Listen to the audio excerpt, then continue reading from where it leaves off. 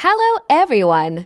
Welcome back! Today I'm going to share a like silver watermark tutorial. Here's a little sneak peek. So let's start the video without any further waste of time. Open your Capcut, add a new project and select your video.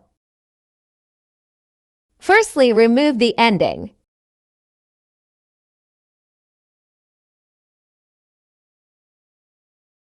Now add text and write your watermark name.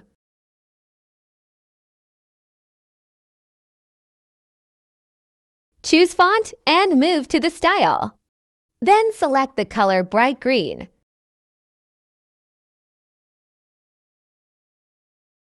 Then move to the shadow and adjust it as you desire.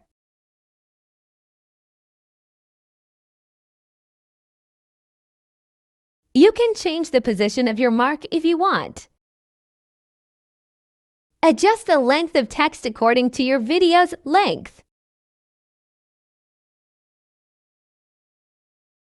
Now save this video to your storage. Then come back to the same project and remove the text.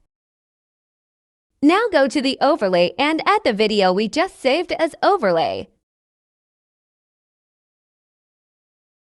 Zoom it to fit into the frame. Now go to the cutout, then click on Chrome key.